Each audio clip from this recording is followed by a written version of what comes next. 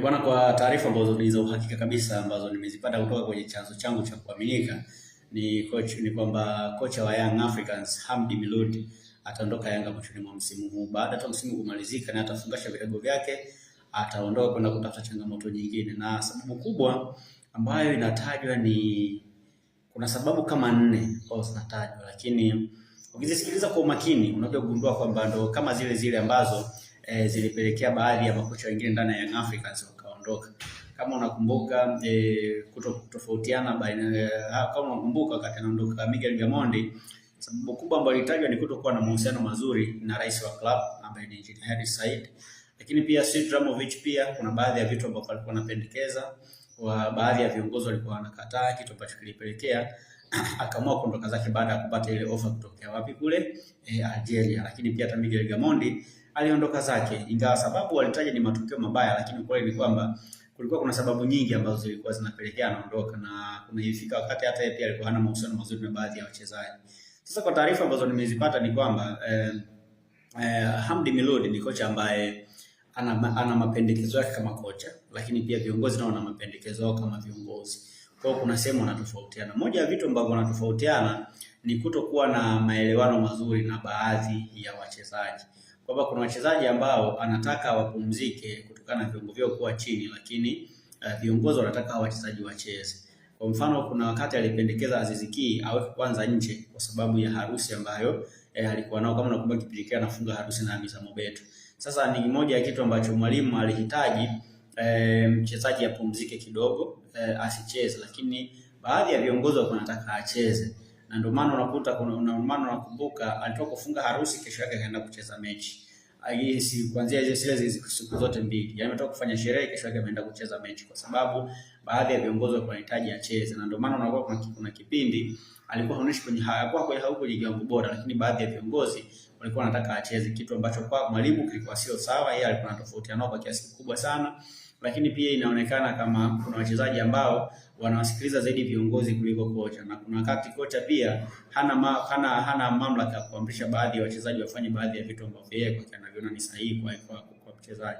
Kwa kuna muda unakuta ule karibu wa wachezaji na viongozi unapelekea yeye anashindwa kupata ile nguvu ya kufanya kazi yake kwa ubora ambao unatakiwa. Na kama unakumbuka, hii pia amewahi kuizungumzaga Papa Munyi Zahera wakati ule akiwa na Yanga, kwamba kuna wakati analazimishwa kutumia baadhi ya wachezaji ambao hataki kuwatumia, lakini wale wachezaji ambao anataka kuwatumia yeye unakuta kuna wakati wanawekewa vichango, anakataza kuwatumia. So ni moja ya changamoto ambayo imekuwa ikizungumzwa muda mrefu. Kwa hiyo hapo ni moja ya changamoto ambayo inazungumzwa kwa taarifa ambazo nimezipata, kwamba kulazimishwa kutumia baadhi ya wachezaji. Lakini pia kitu kingine, amependekeza mabadiliko ya kikosi kwa msimu unaokuja, kwamba kuna baadhi ya wachezaji wanatakiwa kuondoka.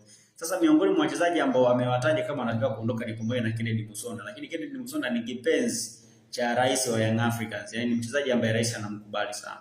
So sometimes hiyo pia yale mapendekezo ambayo anahitaji, ikiwemo baadhi ya wachezaji kuondoka kama Kennedy Musonda, inaonekana kama baadhi ya viongozi wa Young Africans hawakubaliani naye, kwamba kuna wachezaji ambao anaona kwamba hawanastahili kuendelea kuwepo Yanga. Lakini kama unavyojua Kennedy Musonda ni mchezaji ambaye amekaa Yanga kwa muda mrefu, lakini hajawahi kuwa kwenye kiwango bora chini ya Miguel Gamondi, chini ya Hamdi Milud, chini ya Sid Dramovic, hajawahi kuwa kwenye kiwango bora. Kwa hiyo yeye anaamini kwamba huyu ni mchezaji ambaye anapaswa kuondoka na kupisha nafasi kwa wachezaji wengine. Lakini sio huyo tu, wachezaji kina Jonas Mkude, wapo watu kama kina Shua Boy, wapo watu kama kina Dennis Nkane, Kibwana Shomari, ni miongoni mwa wachezaji ambao wanahitaji kufanya mabadiliko ya kikosi kwa msimu unaokuja, lakini inaonekana kama viongozi hawakubaliani naye. Lakini kuna aina ya wachezaji ambao yeye amewapendekeza kama kocha, bado inaonekana pia viongozi ni kama hawapo tayari kufanya kile ambacho yeye mwalimu anakihitaji. Kwa hiyo yeye anaona kama mwalimu atashindwa kutekeleza wajibu wake ipasavyo. Kwa hiyo it is better akaondoka, akawaacha Yanga waweze kuendelea na maisha yao mengine mwishoni mwa msimu huu. Kwa hiyo ukiangalia tu hizo sababu pia za wachezaji, na tunajua mara nyingi hata Young Africans ikisajili wachezaji, humuoni kocha akienda kusajili wachezaji. Mara nyingi utamuona ni Engineer Hersi ndio anaenda kusajili wachezaji. Kwa hiyo kwenye hilo, hata kama asingelizungumza, sisi tunajua kwamba mara nyingi makocha wa Yanga hawahusiki sana kwenye kusajili. Wanahusika kwenye kusajili sana kwa kiasi kikubwa ni viongozi, na mtu ambaye anakuwa front sana ni Engineer Hersi Said. Ndio mara nyingi unamwona anaenda mpaka nchi za nje kutafuta wachezaji, anakuja anaenda kuangalia mwenyewe, anakuja na wasajili. Kwa hiyo ni kitu ambacho hata kama asingetuambia, sisi tunajua tu kwamba mara nyingi Yanga haimpi nafasi kocha kusajili wachezaji. Yaani mara nyingi wachezaji wanasajiliwa na viongozi na mwisho wa siku kocha anakuja kutumia. Lakini pia issue nyingine ambayo inatajwa hapa ni kwamba wakati anajiunga na Young Africans walikubaliana kwamba ndani wakishacheza michezo mitano kuna maslahi yanatakiwa kuongezeka. Sasa inaonekana kama mambo hayajakwenda vizuri kama ambavyo walikubaliana. Na huyu ni kocha ambaye tangu amejiunga na Yanga ameshinda michezo yake yote kwa 100%. Mchezo ambao wa JKT Tanzania ambao Yanga walitoka sare ni mchezo ambao yeye alikuwa tayari ameshatangazwa kwa kocha wa Yanga, lakini hakusimama kwenye bench. Ingawa tayari alikuwa ameshatangazwa. Ndio mchezo ambao Yanga walipata sare. Lakini michezo mingine yote chini ya Hamdi Milod Yanga wamepata matokeo ya ushindi kwa 100%. Ninavyosema matokeo ya ushindi kwa 100%, yani ni ile kwamba wameshinda mechi zao zote kwa kupata alama 3 kwenye michezo yote. Maana yake ukiondoa mchezo wa JKT ambao tayari alikuwa ameshatambulishwa lakini kukaa kwenye bench, hiyo michezo mingine yote amepata matokeo ambayo ni mazuri. Kwa hiyo sisi tusubiri tuone itakuwaje, lakini ukweli ni kwamba kwa taarifa ambayo nimeipata mwishoni mwa msimu huu Hamdi Milod ataondoka Young Africans na kwenda kutafuta changamoto sehemu zingine. Inawezekana akaendelea kubaki Tanzania, na kama unakumbuka ni kocha ambaye wakati anasajiliwa na Singida na Yanga alitokea Singida Black Stars. Kwa hiyo inawezekana akarudi Singida au akaenda timu nyingine yoyote, inawezekana pia akaenda Simba, inawezekana pia akaenda timu nyingine yoyote. Kwa hiyo ni hatujui ataenda kwenye timu gani, lakini ukweli ni kwamba ataondoka Yanga mwishoni mwa msimu. Na Yanga imekuwa na changamoto kubwa kufukuza makocha kwenye siku za hivi karibuni. Ndani ya msimu uliopita, msimu tu huu mmoja, tayari Yanga imefurusha makocha 3.